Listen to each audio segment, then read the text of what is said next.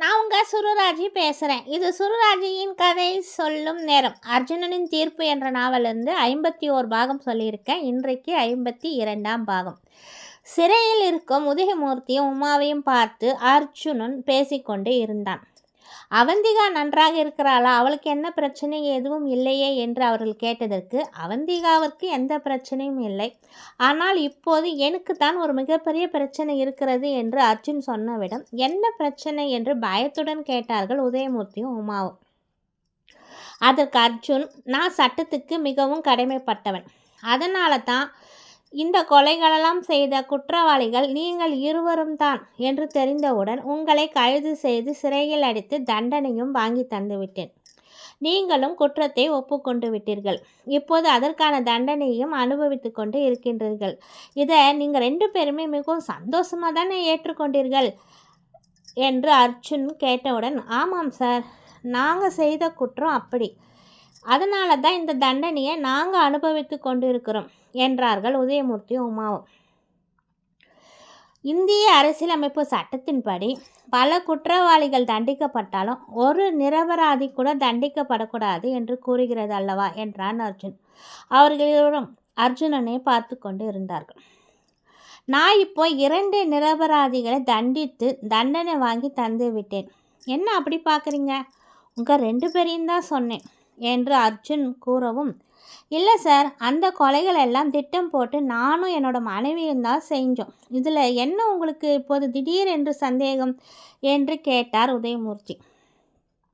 அப்படியா? அப்போ நீங்கள் 2 பேரும் தான் அந்த குற்றவாளிகள், அந்த கொலைகளெல்லாம் செய்தவர்கள் என்றால், என்னோட முதலிரவில் திடீர் என்று அவந்திகா ஏன் என்ன கொல்ல வந்தாள் என்று அர்ஜுன் சொன்னவுடன், என்ன, அவந்திகா உங்களையுமா கொல்ல வந்தாள் என்று இருவருமே அதிர்ச்சி அடைந்து எழுந்து நின்றார்கள். அப்போது அந்த கொலைகளெல்லாம் பண்ணினது அவந்திகா தான். மகள் மேலே இருக்கிற பாசத்தில் அந்த பழியை நீங்கள் ஏற்றுக்கிட்டீங்க, அதுதானே உண்மை என்று அர்ஜுன் கோபமாக அவர்களை பார்த்து கேட்டான். உதயமூர்த்தியும் உமாவும் எதுவும் பேச முடியாமல் அர்ஜுனனை பயத்துடன் பார்த்தார்கள். பிறகு, சார், நீங்கள் சொல்கிறது எதுவுமே எங்களுக்கு ஒன்றுமே புரியல. ஏன் உங்களுக்கு என் மகள் அவந்திகாவின் மேல் இப்படி ஒரு சந்தேகம் வந்தது? என்னோட மக அவந்திகா மனசால் கூட ஒருவருக்கும் தீங்கு செய்ததில்லை. உங்களுக்கே அது நல்லாவே தெரியும். அவளோட அண்ணா அக்கா இறந்த விவரம் கூட அவளுக்கு இன்னும் சரியாக தெரியாது. அவளை போய் நீங்கள் என்று உதயமூர்த்தி சொல்லி கொண்டிருக்கும் போதே, போதும் போதும் நிறுத்துங்க. இப்போதான் 2 நிமிஷத்துக்கு முன்னாடி அவந்திகா உங்களையுமா கொல்ல வந்தா என்று கேட்டீர்கள். அதற்குள்ளே நீங்களே பேச்சை மாற்ற பார்க்குறீங்க. இங்கே பாருங்கள், உங்களுக்கே இப்போ என்னை பற்றி நல்லாவே தெரிஞ்சிருக்கும். நான் எந்த ஒரு ஆதாரமும் இல்லாமல் பேச மாட்டேன்னு சொல்லி அவந்திகா யார், எப்படிப்பட்டவன்றத நான் இப்போ நல்லாவே புரிஞ்சுக்கிட்டேன். உண்மையாக தான் நான் அவளை மனசார காதலித்தேன். அவளை கல்யாணம் பண்ணிக்கவும் ஆசைப்பட்டேன். அதனால் எனக்கு ஏற்பட்ட எல்லா வித பிரச்சனைகளையும் அவமானங்களையும் தாங்கிக்கிட்டு அவளை கல்யாணமும் பண்ணி என் மனைவியாக ஏற்றுக்கிட்டேன். ஆனால் அவளுக்குள்ளே இன்னொரு பக்கம் இருக்குன்றத நான் எங்களுடைய முதலிரவில் நேரிலேயே பார்த்துட்டேன். இப்போ சொல்லுங்கள், அந்த கொலைகளெல்லாம் பண்ணினது அவந்திகா தானே என்று மறுபடியும் அவர்களை பார்த்து அர்ஜுன் கேட்டான். உதயமூர்த்தி உமாவும் அப்படியே அழுது கொண்டே கீழே மண்டியிட்டு அமர்ந்தார்கள்.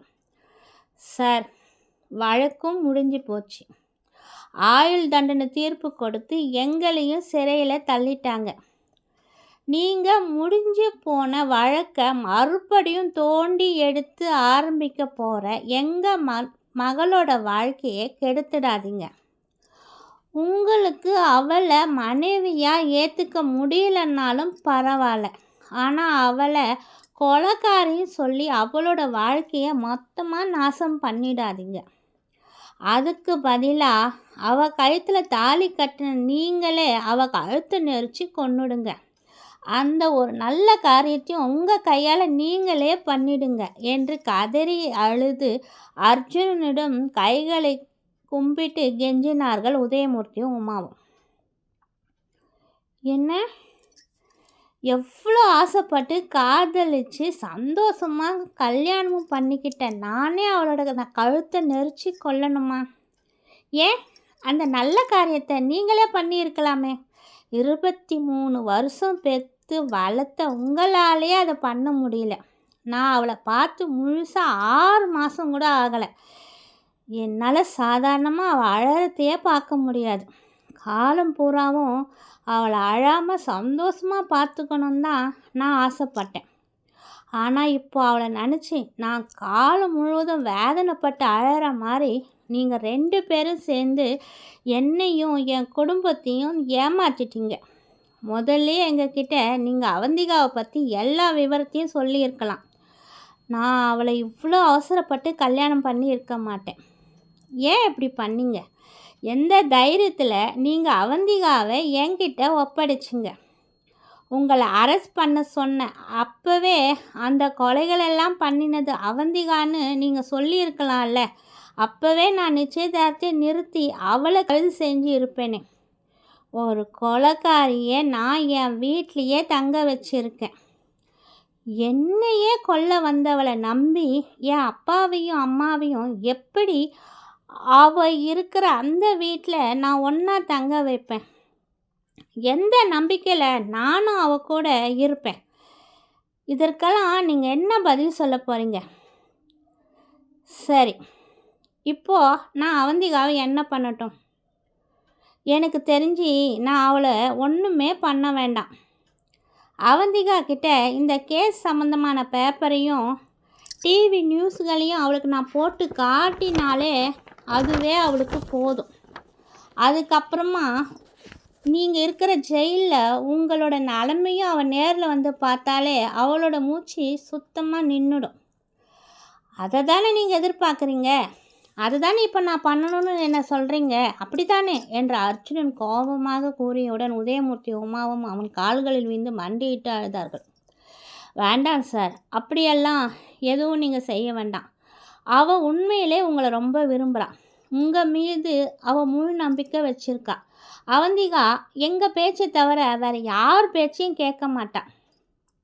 இப்போது எங்களுக்கு பதிலாக அவங்களின் பேச்சை முழுவதும் நம்புகிறான். நீங்கள் சொல்கிறது தான் அவள் செய்கிறான். அப்படிப்பட்டவ ஏன் உங்களை கொல்ல வேண்டும்? நீங்கள் தான் அவளை தவறாக புரிஞ்சுக்கிட்டு இருக்கீங்க என்று மறுபடியும் கூறினார்கள் உதயமூர்த்தியும் உமாவும் அர்ஜுனனிடம். அப்போது நான் சொன்னதை நீங்கள் 2 பேருமே நம்பலை இல்லை? பரவாயில்ல, இப்போ சொல்கிறேன், நல்லா கேட்டுக்கோங்க. உங்களை அரெஸ்ட் பண்ணி உள்ளே தள்ளுன வரைக்கும் எனக்கு அவந்திகா மேலே எந்த சந்தேகமும் வரலை.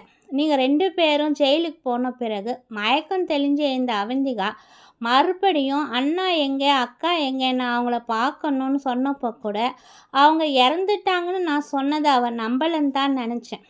ஒரு கட்டத்தில் கோவப்பட்டு நான் அவளை கை நீட்டி அடிக்கவும் செஞ்சேன். அதன் பிறகு 3 நாட்கள் கழித்து வீட்டுக்கு நான் போனேன். அவந்திகா என் மேலே கோபமாக இருப்பா, அவளை எப்படி சமாதானப்படுத்துறதுன்னு நினச்சிக்கிட்டே தான் என் வீட்டுக்கு நான் போனேன்.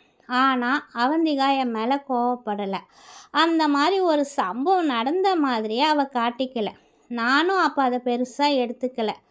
ஆனால் அவள் கூட தங்கியிருந்த என்னோட அத்தை ராத்திரி நேரங்களில் அவந்திகா திடீர்னு ரூமில் இருந்து காணாமல் போயிடுறா. வீட்டுக்கு வெளியே போய் செக்யூரிட்டியும் காம்பவுண்ட் சவருமே முறைச்சி பார்த்துக்கிட்டு நிற்கிறாவும், கூப்பிட்டாலும் அவள் காதலே வாங்க மாட்டேன்றான். அப்புறம் நான் தான் அவளை வலுக்கட்டாயமாக உன்னோட ரூமுக்கு அழைச்சிக்கிட்டு வந்து படுக்க வைக்கிறேன். எனக்கு என்னவோ ரொம்ப பயமாக இருக்குது அர்ஜுனும் என்கிட்ட என்னோட அத்தை சொன்னாங்க. ஒருவேளை அவந்திகாவுக்கு அவங்க வீட்டு ஞாபகம் வந்திருக்காத்த, நீங்கள் கவலைப்படாதீங்கன்னு அவங்களுக்கு நான் தைரியமும் சொன்னேன்.